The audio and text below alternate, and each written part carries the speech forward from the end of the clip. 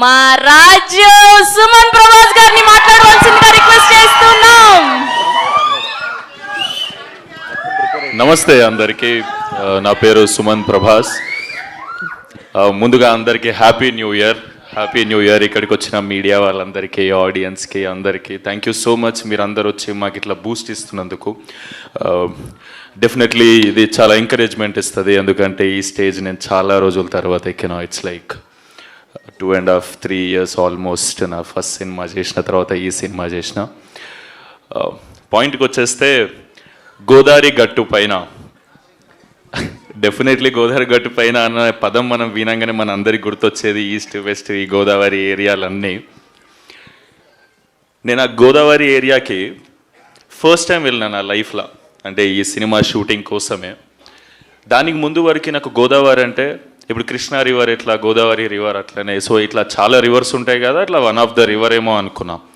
So ఈ షూటింగ్కి నేను ఫస్ట్ టైం పోయినప్పుడు తెలిసింది గోదావరి జస్ట్ రివర్ కాదు, అక్కడ కల్చర్ వేరే ఉంది, అది ఒక ఎమోషన్, అడ ఫీలింగ్ వేరే ఉంది డెఫినెట్లీ అన్న. సో వాళ్ళు మాట్లాడే విధానాలు కానీ అంటే చాలా స్వీట్ అనిపిస్తుంది. ఇప్పుడు మనుషులు ఇందాక సుదర్శన్ అన్నట్టు ఎంత భోజనం పెడతారంటే, ఎంత మర్యాద చేస్తారంటే, ఏదో సూట్ కేసులో గుక్కినట్టు గుక్కేస్తారు మన కడుపులో.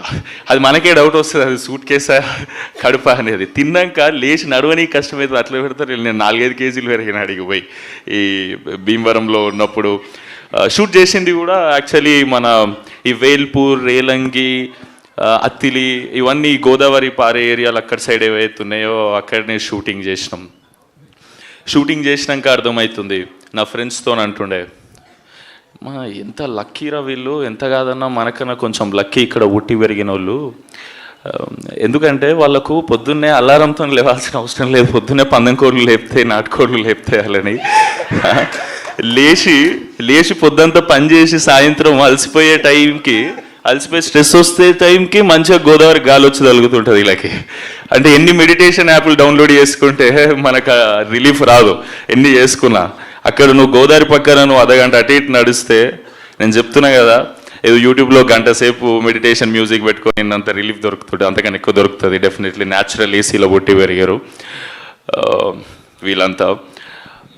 నేను అనుకునేటోడిని, అరే కేరళ పోతే మస్తు ఉంటుంది, వింటర్ సీజన్లో కేరళ పోతే మస్తు ఉంటుంది అని. కేరళ కన్నా చాలా చాలా బ్యూటిఫుల్ లొకేషన్స్ ఉన్నాయి మన గోదావరి ఏరియాలలో. అండ్ నేను పర్సనల్గా ఎక్స్పీరియన్స్ చేసిన. అంటే నేను దానికి ముందే ఒక 2 months బ్యాక్ కేరళ పోయి వచ్చిన. నాకు ఈడికి వచ్చినాక అరే ఇంత మంచి ఏరియా, ఇంత దగ్గరలో మన తెలుగు స్టేట్స్లో పెట్టుకొని నేను అంత దూరం ఎందుకు పోయినారా అనిపించింది. నా ఫ్రెండ్స్ని అందరిని వేసుకొని పోతే 50,000 ఖర్చు అయింది, వేరే విషయం. అంటే ఈడంటే మనదే కదా, దగ్గర ఉంటుంది, భాష సేమ్ ఉంటుంది. ఇవన్నీ చూసినాక సో ఇదంతా షూటింగ్ ఎంజాయ్ చేస్తున్నా అన్న వాళ్ళతోని. సో ఇలా నేచర్ని ఎంజాయ్ చేస్తున్నా. కానీ ఈ కథ నాకు చెప్పినప్పుడు కూడా ఇవంతా ఎంజాయ్ చేస్తున్నా. నేను వెనకకు పోయి ఒకసారి ఆలోచించుకునేటోని, స్టోరీ ఎట్లా ఓకే చేసిన నేను ఇది అని. నాకు చాలా స్టోరీస్ వింటున్నా. నేను ఈ సినిమాకు ముందుకు 80-85 కథలు విన్నా నేనైతే. అంటే ఏం చేయాలనో తెలియదు. అంటే నేను బ్లాక్ బస్టర్ కథలు కూడా ఇచ్చిపెట్టేసిన దాంట్లో. కానీ తెలీదు ఆ మూడ్కి అది తగ్గట్టు నేను పర్సనల్గా ఏం చేయాలని మనకంటూ పర్సనల్ థాట్ ఉంటుంది కదా. ఆ థాట్లో పోతుండే ఈ మనిషి వచ్చి సుభాష్ చంద్ర అనే ఆయన వచ్చి నాకు ఈ గోదావరి గట్టు పైన అని కథ చెప్పిండు. సూపర్ ఎగ్జైట్ అయినా. అండ్ ఈ మనిషి గురించి నాకు ముందే తెలుసు. 100 షార్ట్ ఫిలిమ్స్ చేసి వీళ్ళు, అది మజాక్ కాదు. ఒక మనిషి యూట్యూబ్లో కంటెంట్ అందరికీ చెప్పాలని చెప్పి 100 షార్ట్ ఫిలిమ్స్ చేయడం అనేది అస్సలు మజాక్ కాదు. నేను వీళ్ళ షార్ట్ ఫిలిమ్స్ చూసి మేము కాలేజ్లో ఉన్నప్పుడు మేము ఇన్స్పైర్ అయ్యేటోళ్ళం. నా ఫ్రెండ్ మనీ, దుర్గా వీళ్ళందరూ అన్న వాళ్ళ పొజిటివ్నెస్, ఈ షార్ట్ ఫిలిమ్స్, ప్రయాణం షార్ట్ ఫిలిమ్స్ నాకు చూపెట్టి, అంటే సూపర్ క్వాలిటీ ఉండేటి 10-15 ఏళ్ళ క్రితమే. అవి చూసి ఇట్లా ఇన్స్పైర్ అయ్యి మనం కూడా ఇట్లా చేద్దామరా అని అనుకున్నాం. దాని తర్వాత మేము సంహౌ సినిమాలకు వచ్చినాం, మేము ఫేమస్ అనే సినిమా చేసినాం. కానీ నా నెక్స్ట్ సినిమా నేను ఎవరి దగ్గరనైతే మ్యాక్సిమం ప్రెజెంటేషన్ కానీ ఈ తీసే విధానం కానీ ఇన్స్పైర్ అయ్యి ఉండేనో షార్ట్ ఫిలిమ్స్ ఉన్నప్పుడు, ఆ మనిషి వచ్చిన సెకండ్ సినిమా తీస్తున్నట్టు నేను చాలా హ్యాపీ ఫీల్ అయినా. అండ్ ఆయన వచ్చే ముందే ఆయన వచ్చే ముందే నాకు తెలిసి ఈయన ఎట్లాంటి కథ చెప్తాడు, ఎందుకంటే ఆయన మైండ్ సెట్ అనే షార్ట్ ఫిల్మ్స్ అవన్నీ నాకు ముందే ఐడియా ఉన్నాయి కాబట్టి ఆయనకు నేను తెలియదు డెఫినెట్లీ కదా, అంటే పరిచయం లేదు. మేబీ మ్యూచువల్స్ ఉన్నారా మనకి? మ్యూచువల్స్ ఉన్నారు, వంశీ గారు. వంశీ అని ఉన్నాడేమో, సారీ. కానీ పర్సనల్గా ఎప్పుడు కలవాలి. సో మనిషి ఎట్లాంటాడో తెలిసి, ఏ కథ చెప్తాడో తెలిసి ఈ కథ చెప్పిండు. చెప్తున్నా కదా, ప్రాపర్ కిటికీలకి పల్లెటూరుని చూసినట్టు ఉంటుంది ఈ కథ. అంటే ఈ సినిమాని ఫీల్ అవ్వాలంటే ఎట్లా చెప్పాలి మీకు, మీరు ఈ సినిమా ఇప్పుడు నేనే ఉన్నా, నేనేమో కొట్టే తెచ్చే పెట్టినట్టు ఉంటుంది నేను మాట్లాడేది. నేను పుట్టి పెరిగిందంతా తెలంగాణలో కాబట్టి ఈ అన్న వచ్చి నాకు గోదావరి స్లాంగ్లో డైలాగ్ చెప్తా, అది మెలోడీ సాంగ్ లేకుంటుంది, నాదేమో ఫోక్ సాంగ్ లేకుంటుంది. అది నాకు మస్తు కష్టమయ్యేది రెండింటి బ్లెండ్ చేసుడు. ఇప్పుడు ఈ అన్న డైలాగ్ చెప్తాడు, ఏంది మన దాంట్లో అయితే మాటలు ఎట్లుంటాయి, ఇటు సైడ్ అయితే ఎమ్రాల్లుడు ఎట్లున్నావు అని అంటే, అరే మంచిగా ఉన్నామమ్మ నువ్వు ఎట్లున్నావే, అది ఇదే డైలాగ్ మన దాంట్లో ఉంది కదా. ఇప్పుడు వీళ్ళందరూ నన్ను బాగా ట్రైన్ చేశారు, ఎందుకంటే మనకు మస్తు కష్టమవుతుంది ఆ స్లాంగ్ మాట్లాడడం. నాకు తర్వాత అర్థమైంది, సినిమా ఏదో జోష్లో ఓకే చేసేసిన ఎమోషన్స్ ఫ్లో అంతా నచ్చి. కానీ ఈయన వచ్చి అంటాడు, డైరెక్టర్ కసిరెడ్డి అన్న, మా విజయ్ ఉంటాడు డైరెక్షన్ డిపార్ట్మెంట్లో వచ్చి, ఈ డైలాగ్ ఎట్లా చెప్పాలంటే, ఇప్పుడు ఆయన ఎమరా అల్లుడు అని నేను అనడు సుమంత్, ఆయన నేను ఎరా అల్లుడు ఎలా ఉన్నా